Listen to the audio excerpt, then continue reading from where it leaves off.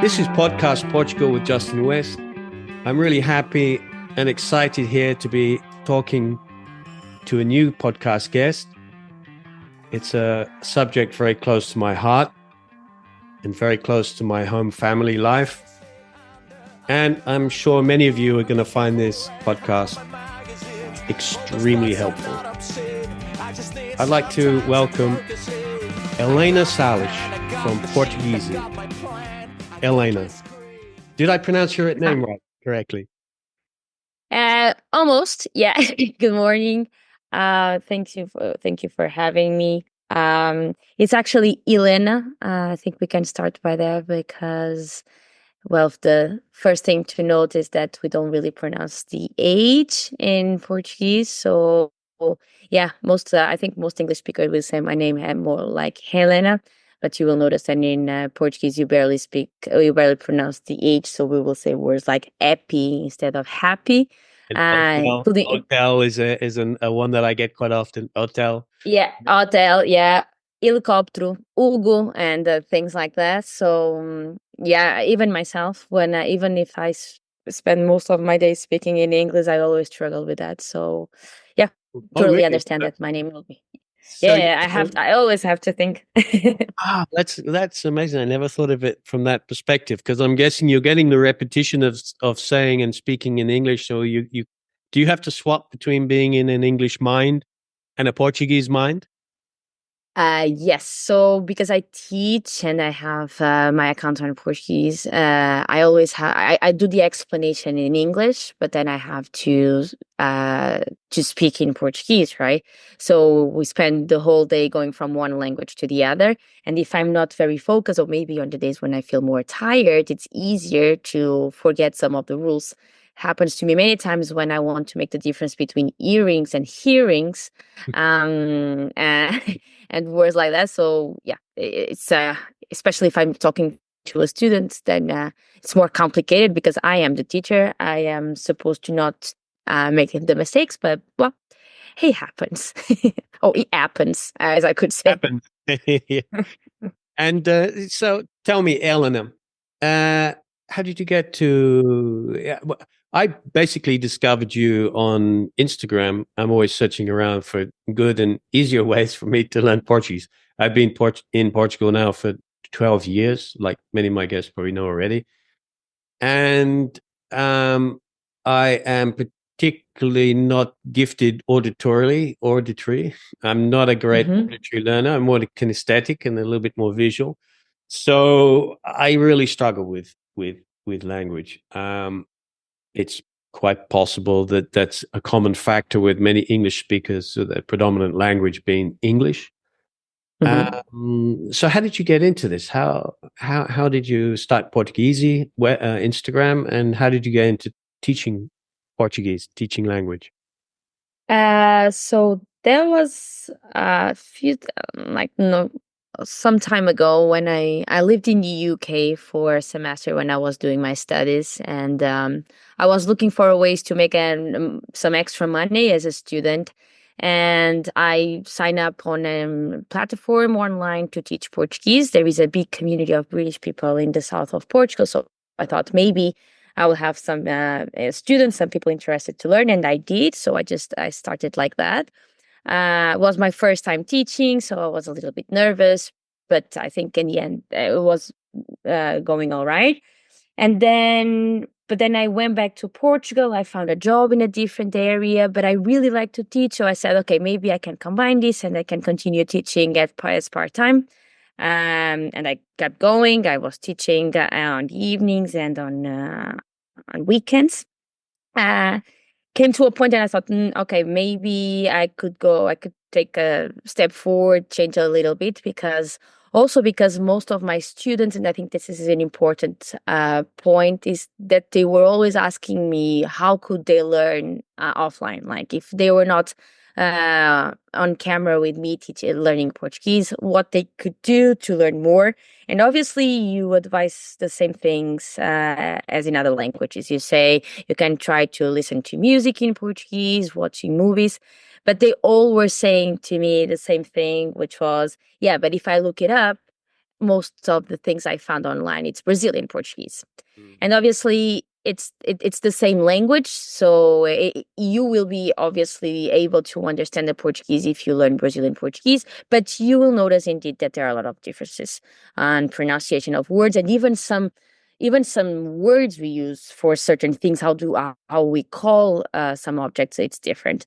um and I said, okay, well, it makes sense, right? It's a way bigger country, way more people. So obviously, there will be more content on internet. I think it happens a little bit also between the American English and the British English.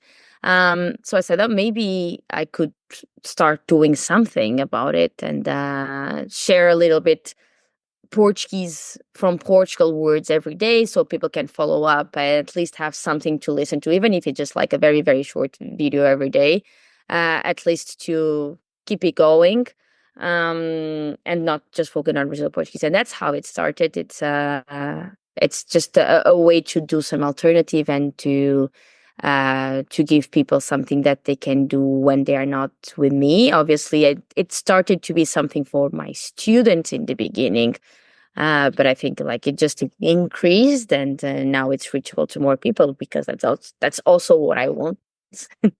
Yeah, So yeah, it's really great. I love reading your posts, and I'm like, yeah, exactly. Yeah, one of the a particular one that stuck out for me, and something that I actually get tangled up with quite often is the and uma and dois yep.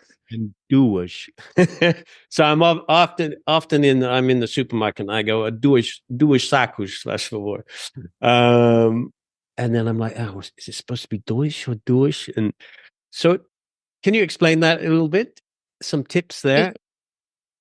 Yes, indeed. So I would say that the two biggest difficulties an English speaker faces when they learn Portuguese is first the gender rules, and secondly the difference between formal and informal, because that's something that you simply don't have in your language, right? Obviously, if you speak Spanish or French, as it has the same basis, you will, even if you don't really know exactly how to use in every situation, you will understand easily why this is the way it is, because you can see that happening in your language as well. When you speak English, that's something that doesn't exist. So it's fair enough that it's like, why would you use uma in some situations and in others? And in the end, it's because words have gender, right? It's not just in English you see gender being relating to people or sometimes to animals. You have the she and he, and how to adapt the way you speak according to that. But when you speak about things, when you speak about objects, there is no rule about it. A table is a table, it's a thing. And the floor is the floor, and you don't think about the floor being masculine or feminine, or the table being feminine or masculine, because it's simple things. But that happens in Portuguese. For some reason, every object is either masculine or feminine. So you can see that by the article that comes before it, There's even if it's like there's no Mhm. other indication why that object will take on a particular gender. Is it just how the word developed, or it's just because I Yeah, there. find it really difficult to understand why a plastic bag would be masculine or feminine. you know, Yeah, no, yeah. Indeed, there is no really a rule why that happens. And the thing is, uh, even if we talk about languages that come from the Latin, like I don't know, like Portuguese and French, for example, they both have these gender rules. But sometimes a word that is feminine in Portuguese is masculine in French. And then you can also ask why, right? Because I can think about the difference between the word for planet, which in Portuguese is a masculine word, and in French it's a feminine word. And then you think, okay, it's already hard to understand why words are masculine and feminine, why they will have different genders in different languages. So there is not really a rule why that happened. There is some tips. And in Portuguese, you can think about most words ending with an A, they will be feminine. If they end with an O, they will be masculine. But there are a lot of exceptions, which means that sometimes words that end with an O turn out to be feminine, and words that end with an A turn out to be masculine. Um, and that there is not really a rule when it comes to that. It's really just get to know the words and increase your vocabulary, and that's how you learn. Um, And once you know if a word is masculine or feminine, then you know which article you use together with it. So you will know if we use u or before. So you talking about the bag, for example. If I want to say the bag, I will say a saca, right? If I'm talking about a pen, I will say a caneta. While if I'm talking about a book, I will say o livro. Once you know that, you also know if you will use or uma, because that's exactly the same logic. I will say livro, because livro is a masculine word. And I will say uma caneta, like one pen, because pen is a feminine word. So I think it will start by knowing the word and knowing if it's masculine and feminine. And once you know that, then you know which article do you use before it. Okay. The So, same for the plural. so like dois and duas, which one of those is the masculine and feminine?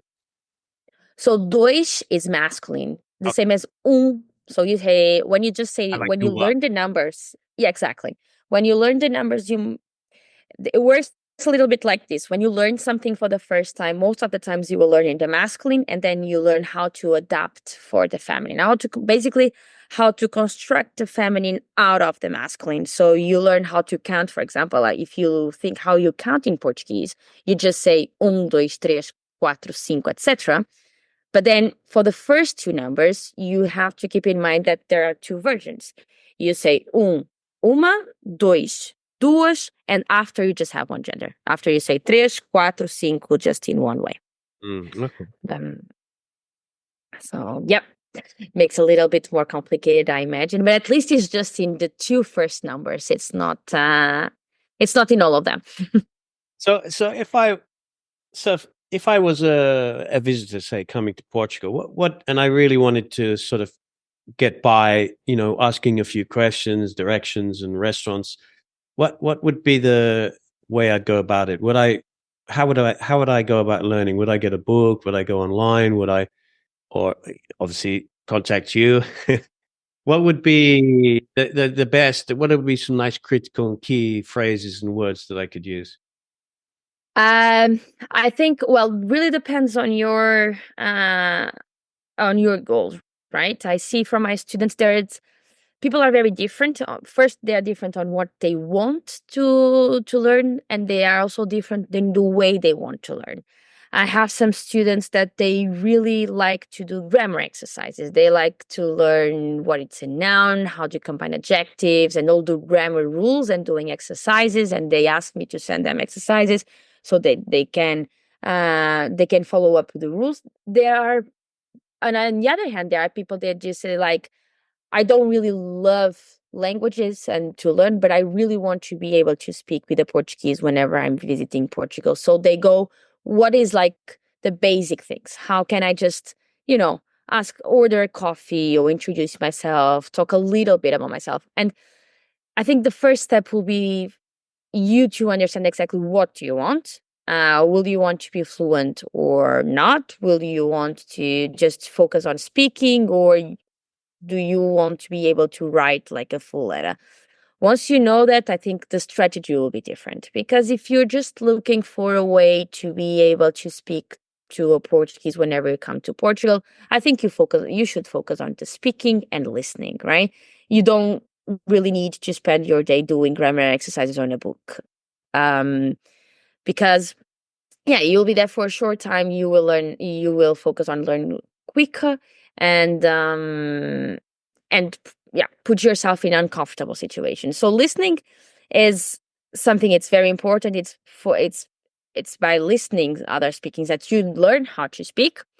And for that, I think, everything that you have a lot of online content now, right? You have Instagram accounts, like as I did mine, but then there are others. You have YouTube videos to watch. Obviously, with AI development, now you start to be able to listen to have more tools for that. And I've got a funny story about AI and Siri, because Siri doesn't speak in Apple Siri, or at least as far Yeah. as I know, doesn't speak in Portuguese. It speaks in Brazilian Portuguese. Yes, exactly. Yeah. Yeah. So it's actually hard to buy. like for example the pod, the sound speaker that they have, because they don't sell it in Portugal because they deem there's no market here.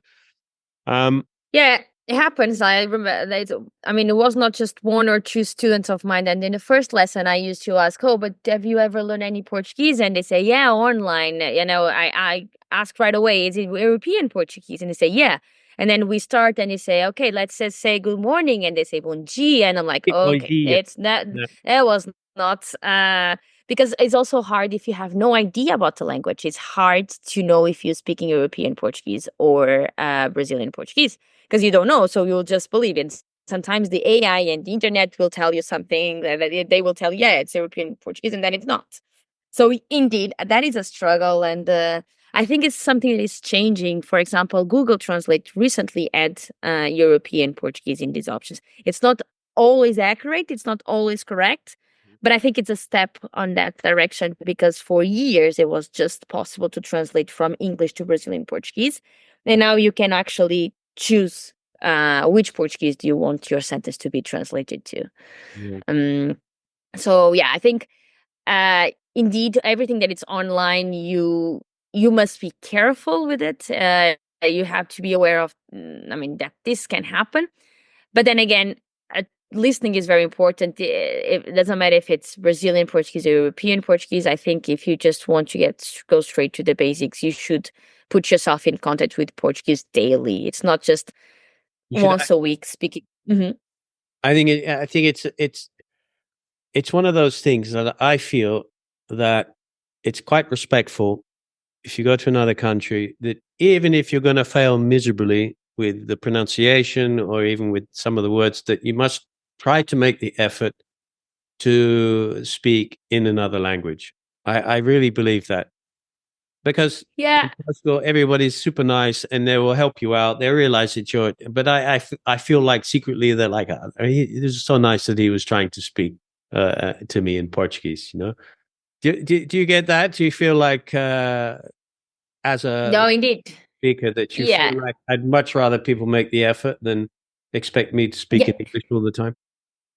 No, indeed. I think I think it it shows you some interest, not just, like it shows that you're not interested just to come and to eat the food or walk around the streets. It actually shows you that you are interested in more than that. You want to connect with people and be able to know more about them. Um, I would say it's from my perspective, it can get hard sometimes and frustrating.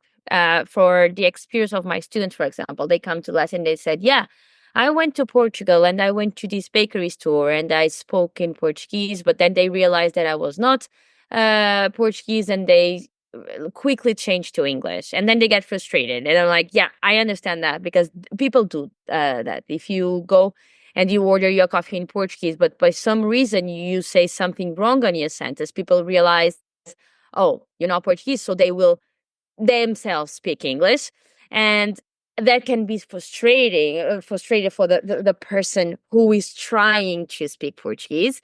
But I would say that don't feel discouraged by it because I think people change to English not for a bad reason. They're actually trying to make you feel like, okay, it doesn't matter if you don't know Portuguese, I can still help you. I will speak English if you cannot speak Portuguese. But in that case, I think it's good if you say, no, I really want to try to do this, or at least like, why did you change? What did I do wrong in my sentence? And then give the opportunity for the person to explain you.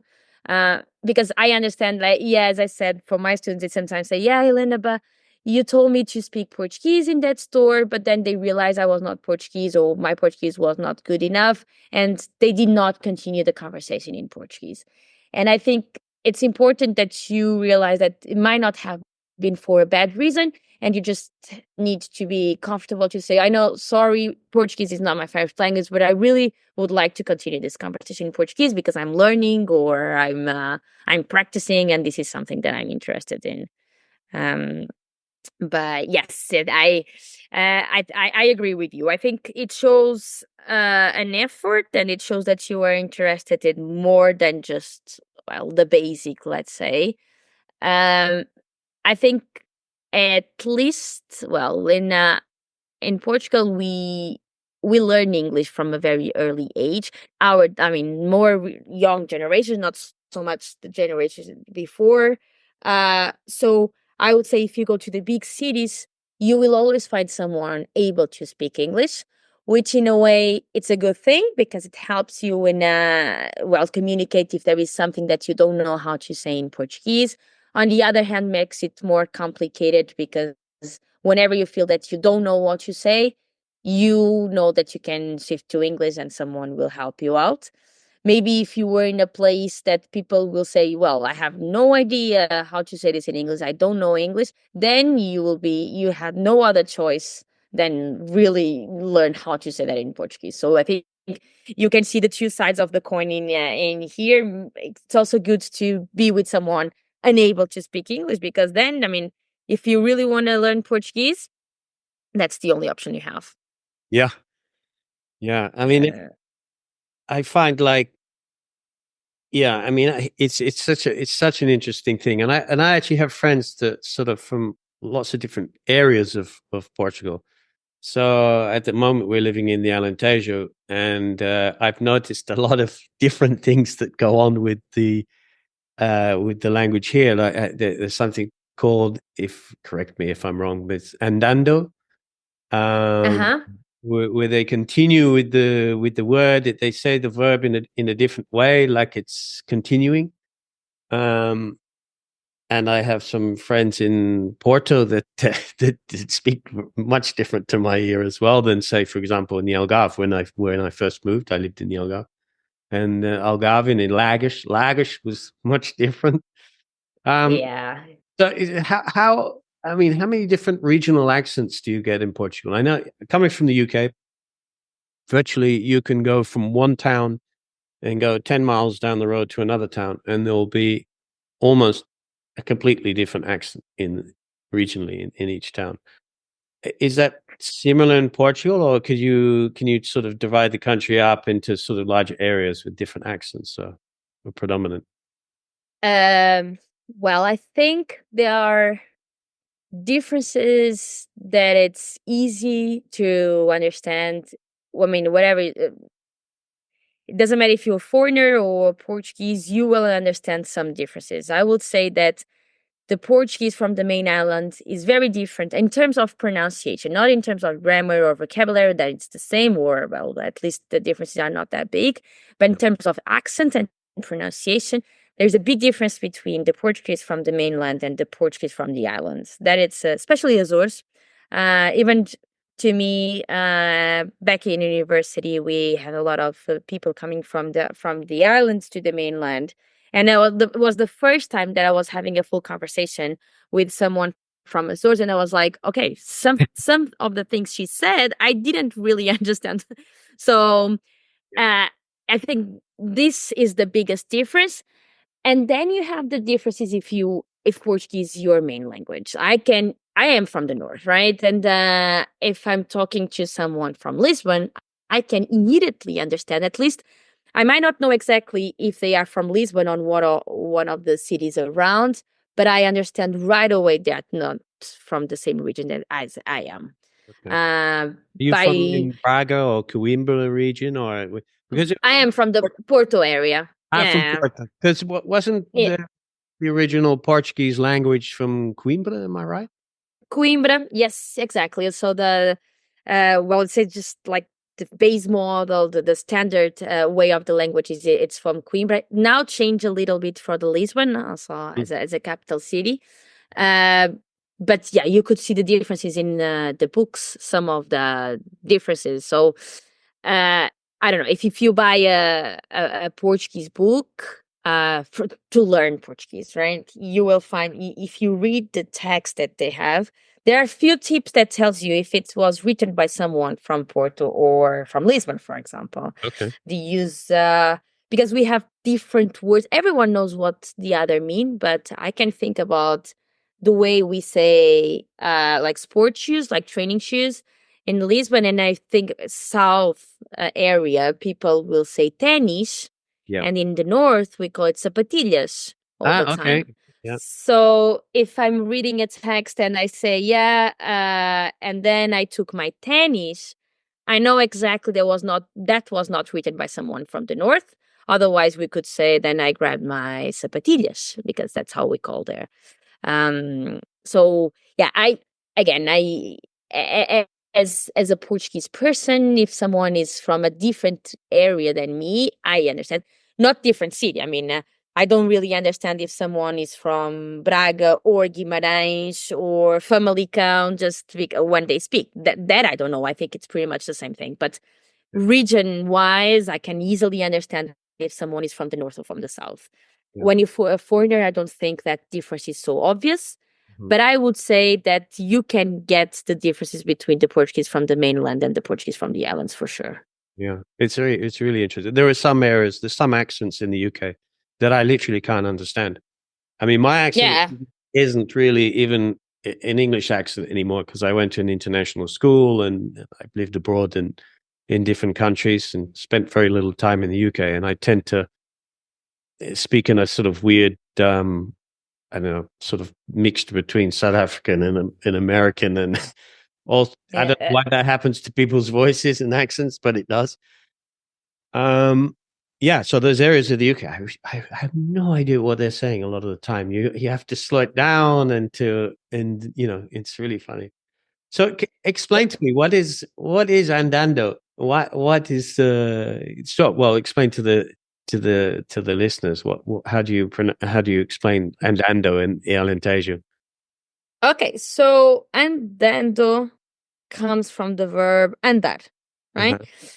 And andar has different meanings depending if it's just andar or if it comes with some prepositions. Andar means to walk. Yeah. Then you can change the meaning if it depending on the sentence and the context, but the main translation from andar from Portuguese to English is to walk. And in Alentejo, they do something that they also do. I don't know if it's in the entire Alentejo, but it's in some regions for sure. That they do something that the Brazilians also do a lot that we do not do in the north.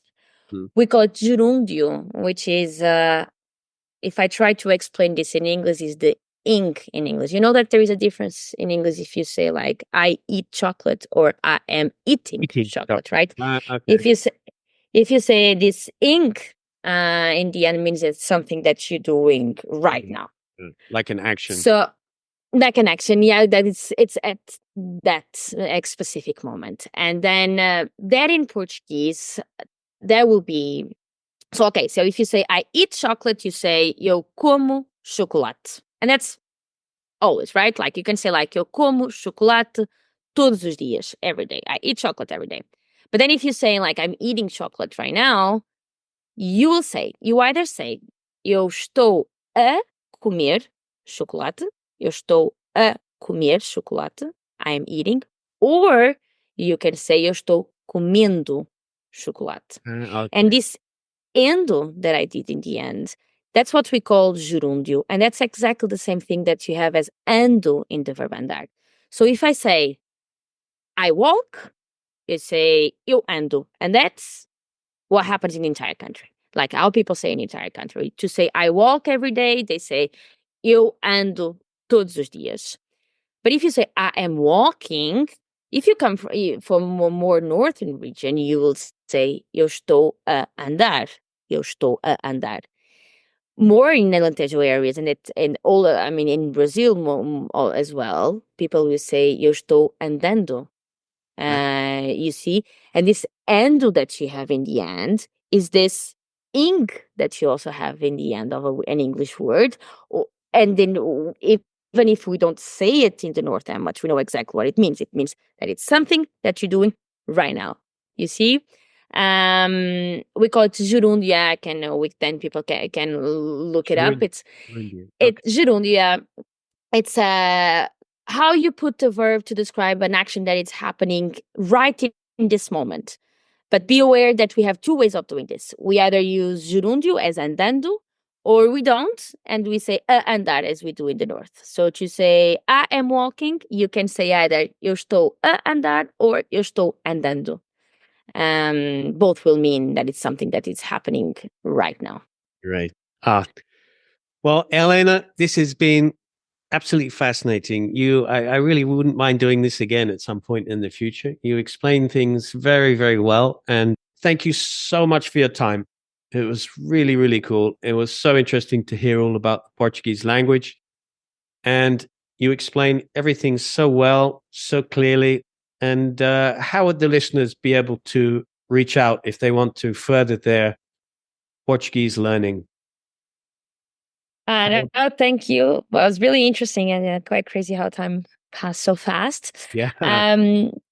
It's I think the best way to reach out is really my Instagram account. It's as you said in the beginning, it's called Portugu.easy. There is a dot when you spell between the U and the E, but I think if you look it up Portuguese and put my name in front of it, you go straight away to the correct page.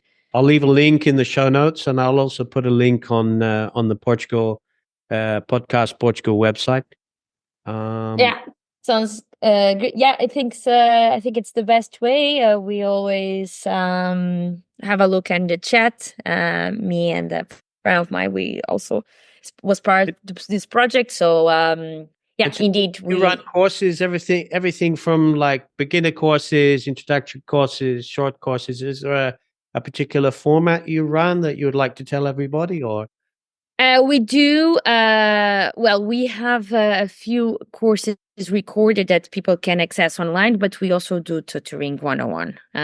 Might not be me. As I said, I'm doing this with a partner, and it can be herself. But most of the time, the most common structure for our lessons is 101 tutoring, and obviously in an informal context and adapted to what is the needs and the goals of the students. Wow, that's great. It's super interesting to hear. Well, Helena, thank you again. Thank you so much for your time. It's been a real pleasure. This is thank you. Great. This is Justin West, Podcast Portugal. Over and out. Thank you. Obrigada. Great. Obrigado. Yeah, we're done now. That's great. 6 feet under the rock, I'm gone. I dig a hole and hide on my magazines. All the spots are not obscene. I just need some time, some focusing. I got the pen, I got the sheet, I got my plan, I got my screen. Someone tell me, please, the reasoning.